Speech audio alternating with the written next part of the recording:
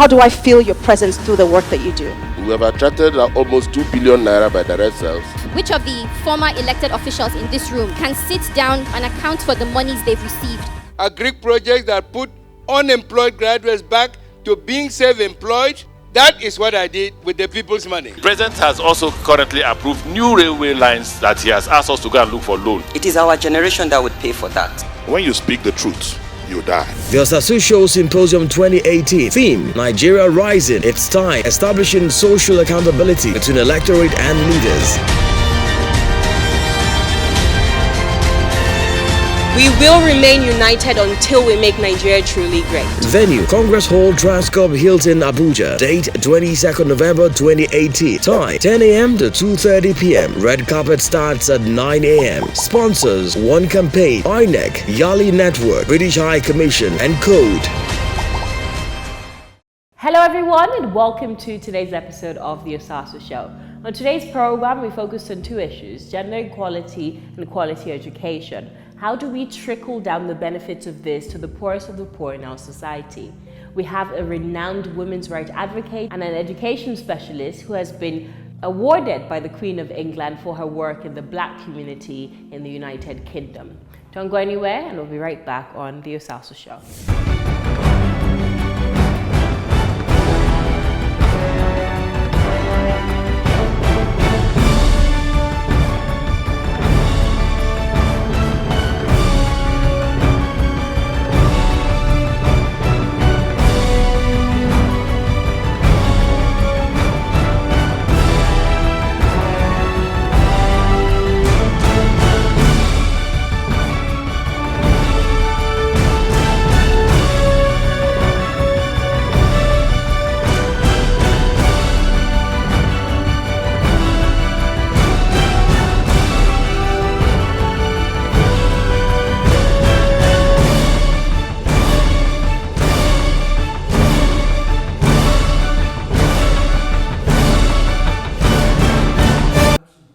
Hello everyone, and welcome back to the Osasu Show. With me now is Patricia Lamour, who is the co-founder and CEO of Aspire Education Group and the GEEDA, which is the Gender Education and Enterprise Development for Africa. Thank you so much for joining me on today's program. Thank you so much for interviewing me. Thank you, Osasu. You're a well-known women's rights activist. You're also a well-known supporter of education, quality education, for especially the underprivileged and Black community. Can you tell me more about what inspired this passion of yours? I think I answered the calling to become a teacher rather than, wanting to be a teacher. I was always struck how children can learn to fail. And I thought there must be ways that we can teach them to succeed. And I was also seeing that many Black children, and this was in the late 70s, were not doing well in British school systems. And I thought that we could do things differently. So I first worked in the community as a youth and community worker, and I pioneered work with girls who were out of school. I then trained as a chemistry teacher at one of the top institutes in England, where I'm an alumni, where I've got my master's from the Institute of Education, which is a world-class teaching university. And really just believed that all children can learn, especially girls, and just wanted to do things differently so that I can inspire children to do so. Mm-hmm. The Osasu Show Foundation, which is our NGO, another arm of the Osasu Show, we focus on women and children, especially girls as well. So we give women startup capital to begin small to medium scale businesses, and we give children, especially in the rural areas, education scholarships to obviously attain quality education. But we had a setback recently when a legislation passed through the Senate and it was rejected, which was the Gender and Equal Opportunity Bill, yes, which saw that more women were able to not only participate in politics, but girls could receive free education. What advice would you give to our lawmakers, especially the female lawmakers, to keep on the struggle, keep on the fight, to ensure that this bill resurfaces and more women are empowered and emboldened in our society? I'm going to quote, I think, the former AU chairman, that women are the half of the world that brings forth the other half. Men cannot do this alone. Women cannot do this alone. We have to do this together. And as you know, when you educate a woman, you educate the nation. The evidence shows that when you educate a woman, they delay childbirth, which reduces child mortality of young mothers giving birth. Their child mortality decreases, their infants live longer, and also more investments, social investments, go into the home as opposed to going outside. So when you educate a woman, all the evidence on the international stage shows that it's a greater investment for the family and the nation. I happen to be biased. I believe that women are the future. As you said, we can't do this without the collaboration of their male counterparts. Yeah. So how do we teach men who have this archaic mentality that women's place are in the bedroom, in the kitchen, and in the other room, according to our president? Yeah. So how do we teach men that women are more than that? You know, this is not just only in Nigeria. It's sexism is right across the world. For instance, in Germany, where I spent 14 years, they used to say that the women's place was in the Kinder, Kirche and Küche, which is children, church and the kitchen. So it's a similar mentality, and we know it's wrong. I mean, we just have to just act differently. I think, for instance, in today's world, it is a liability to have your partner just, you know, not being productive or not contributing to the economic well-being of their family and their nation. That is not to decry. There are women who want to stay at home and be home carers and bring up children. And let me not underestimate, that job is one of the hardest. I have 5 children, so I know. And I always believe that our parents are our first teachers. Yeah. So it's very important that parents are educated, the mother and the father. Fathers have a role to play, brothers have a role to play. A lot of the gender programs now are incorporating men. So for instance, which is very important. Very important. Yes. So for instance, in I think it's in Uganda and other parts of and South Africa, they have billboards which says, "Real men don't rape," for instance. So for, you know, how we encourage our brothers and our sisters to act, how we educate our young men to become future fathers, all things are important. And getting them on board in terms of tackling gender-based violence and domestic violence in the home, that's very important. What were some key strategies you put in place in the Gender Education Enterprise Development for Africa program? Because you were recognized by the Queen of England for your work that you've done, you know, in the diversity field. So what were some strategies that you put in place to ensure that there was more productivity in the Black community that you worked with? It's about leadership, empowering women's leadership, so role models.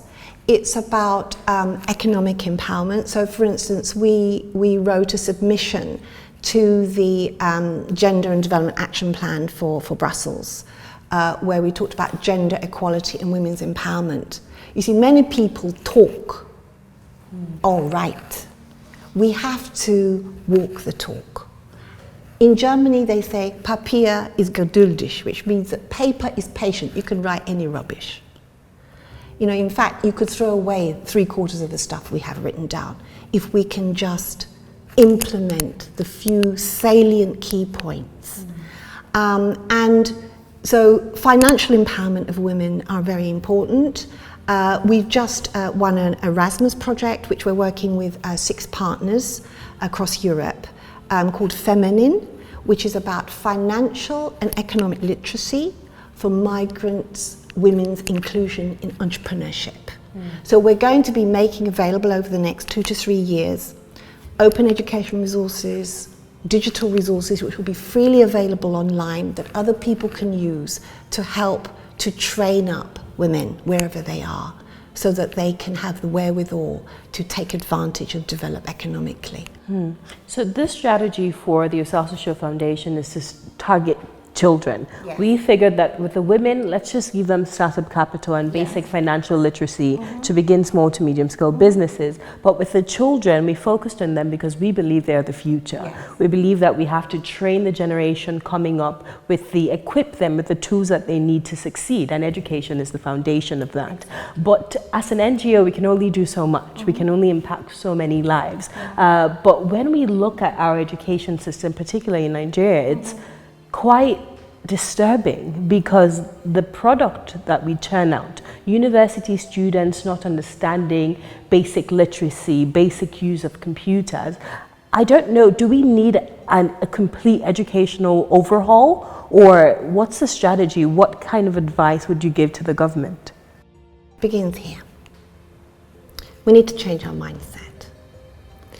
I don't think what is lacking is poverty of imagination. What has struck me from being in Nigeria is the intelligence, the dynamism and the passion of the people. They're very proud of being Nigerian. And for me, that's a very, very good start. What is lacking and what could be made better, I think, is ethical leadership and implementation. So in terms of beginning with the children, that is correct. For instance, in Mauritius, they have instituted a program in primary school children to teach them about how not to be corrupt. They talk about anti-corruption stars. So already you're putting in the mindset of children about the ethical values, about how you act properly. Because people do not become corrupt, and corruption is everywhere. It doesn't happen when you become a politician. It happens when you are young and you're growing up and you are watching your elders, what they do, how they act. So we as elders, it's on us to set the tone, like what you're doing with the foundation. I think it's wonderful, you know, and you're on the money. You know, you're starting with the children, you're empowering women, and that's correct. And so the more that we celebrate and bring up the good things, then I think our children have role models to follow. I think you just made a very fundamental point. You cannot emulate what you cannot see, especially with children who come from a background that celebrates these kind of immoral behavior. So would you also agree that it starts in the household, even before you go into the society? These values are imbibed in you in your household, so it starts with the parents. So what advice would you give the parents out there? Because these are the people who are shaping our society. These are the people who make up the collective Nigeria. So what is the responsibility of the parent in the household? Okay, parents, you are the first teachers of the children. You are the one who sets the bedrock. You have them 24/7. Whichever teachers come and go or paid professionals, it is your responsibility. Very lastly, the 2019 elections, general elections in Nigeria are coming up in February. I wouldn't ask you any political questions. However, a lot of Nigerians are looking. Our major issues, Nigeria just became the poverty capital of the entire world. By 2050, the Bill and Melinda Gates Foundation found out that 40% of the world's poorest people live in Congo and Nigeria.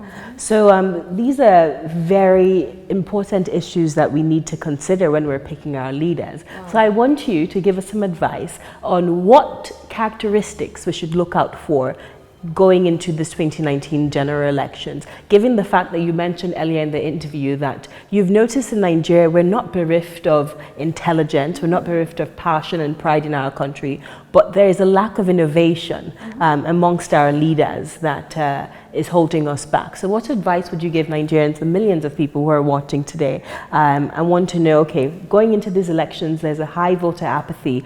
How can I go out and participate and ensure my vote is counted, number one, and number two, I'm selecting the right leader that can move Nigeria forward? Democracy doesn't begin and end by casting a vote. You have to hold whoever you elect accountable. You see, people just think you just put your vote and then you just leave them to it and then you wait another 5 years. No, no, no, no, no. The vote is precious. People have fought and died for it. It's not something that we should take for granted. Study the manifestos. People are not stupid. Look and see, are they promising to do something they think that will help the people? And if you believe they will, then you vote for it. And then you follow them up. You follow what is happening. And talking about this poverty mindset, one of the things that I show in many of my talks that I give to students, to professionals, I show the map of Africa. I show the home of the geopolitical strategic minerals of the world on the African continent. Every single country, if it hasn't got diamonds, it's got oil. If it hasn't got oil, it's got cobalt. If it hasn't got that, it's got coltan. If it hasn't got this. So how is it that the most resource-rich continent on the world has such poverty? That has nothing to do with what God has placed in the soil. That has got to do with how man, and it usually is man, is managing those resources. There is enough for everybody's need, but not enough for everybody's greed. That is from Mahatma Gandhi. I will not take this quote. So, ethical leadership is important. We are stewards of the world's resources. We will not be here forever. So we have to make sure that we leave the world a better place for our young people coming up. And this is how you must hold people accountable. This is about accountability and transparency, and using your intellect to criticize and critically look at the policies and see, do they make sense, do they made up, and hold your elected representatives accountable. Patricia, that's a fine place to leave it. Thank you so much for your time. Thank you very much. You're most welcome. Thank you. We'll take a break right now. When we return, some more highlights from the Osasu Show Foundation. Don't go anywhere, and we'll be right back on the Osasu Show. How do I feel your presence through the work that you do? We have attracted almost 2 billion naira by direct sales. Which of the former elected officials in this room can sit down and account for the monies they've received? A Greek project that put unemployed graduates back to being self-employed. That is what I did with the people's money. The President has also currently approved new railway lines that he has asked us to go and look for loan. It is our generation that would pay for that. When you speak the truth, you die. The Osasu Show Symposium 2018. Theme: Nigeria Rising. It's time. Establishing social accountability between electorate and leaders. We will remain united until we make Nigeria truly great. Venue: Congress Hall, Transcorp Hilton, Abuja. Date: 22nd November 2018. Time: 10 a.m. to 2:30 p.m. Red carpet starts at 9 a.m. Sponsors: One Campaign, INEC, Yali Network, British High Commission, and Code.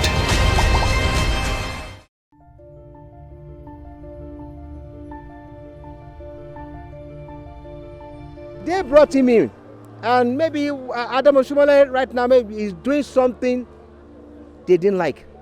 Understand? They are doing something they didn't like. Maybe there are some thing that they lay down that, okay, let's work like this, let's work this way. But Oshomole in his own way is, being adamant maybe to hear to them, want to do what is his own mind.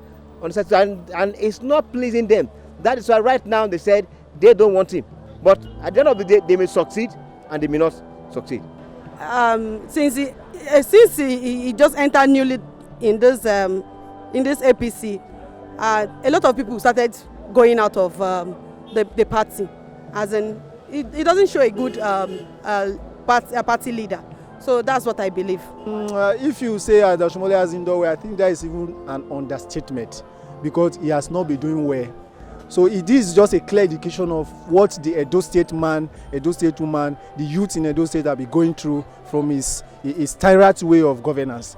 There are a lot of errors he has already made before now, and all these things he's already following him now. So a lot of fingers he has already stepped upon, and those are the fingers that are after him now. You see, Oshomole thinks that he knows politics, but he does not know politics. Politics is different from trade union. Okay? For crying out loud, those governors have been there. Most of them have been there before he came up. A lot of them know politics more than him. So APC made a big mistake to have appointed that gentleman as their national chairman.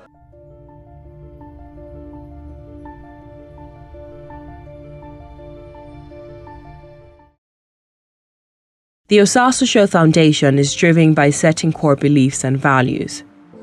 Education is one of them. It is the only way to empower the children. They are our progeny. A child who thirsts for education and knowledge but does not receive it is a heartbreaking loss to our future. but a community of children who cannot access education foretells a future we cannot accept. So we do what we can to avoid this fate. My name is Kausar Mukhtar. The name of my school is Ajara Ahmed International College. I'm in SS1B.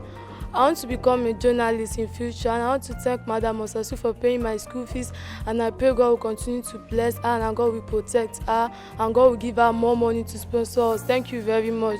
We're grateful to Osasu Show Foundation. God bless you. The impact of a little support, not just for aid and supplies alone, but for structure and financial independence, can have groundbreaking effects in bringing hope and revival to a community. I received funds from the Osasu Show Foundation and I'm grateful. Thank you, because it has helped my business go so far and I've been able to actualize the things that I've always wanted to do, although not everything, but then I know that I'm moving and I'm growing, so I'm grateful. Thank you. That I'm unstoppable. I believe I've only just begun. I received financial support from Osasu Foundation. I did. And I'm very grateful for that. Thank you very much. These people are not just numbers and statistics to the Osasu Show Foundation.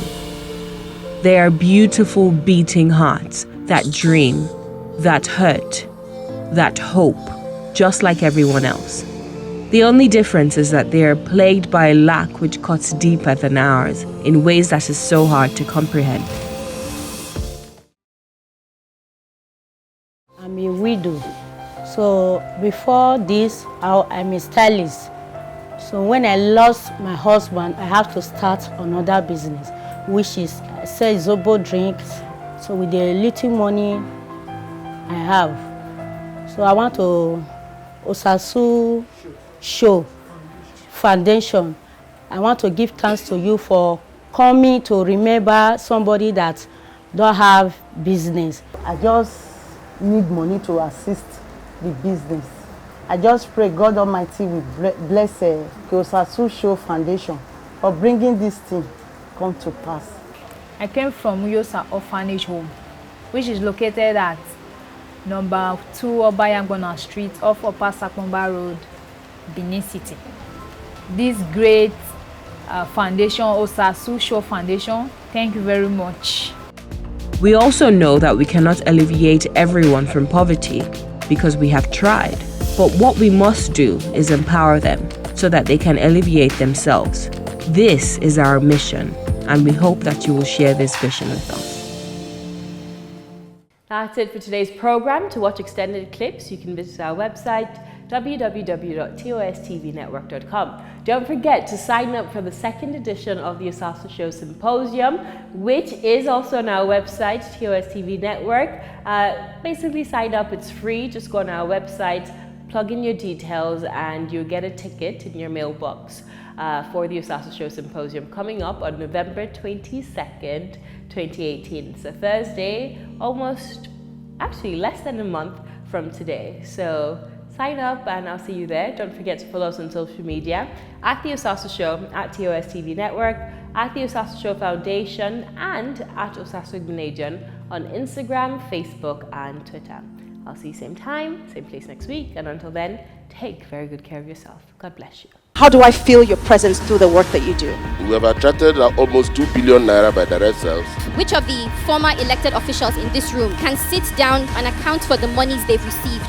A Greek project that put unemployed graduates back to being self-employed. That is what I did with the people's money. The President has also currently approved new railway lines that he has asked us to go and look for loan. It is our generation that would pay for that. When you speak the truth, you die. The Osasu Show Symposium 2018. Theme: Nigeria Rising. It's time. Establishing social accountability between electorate and leaders.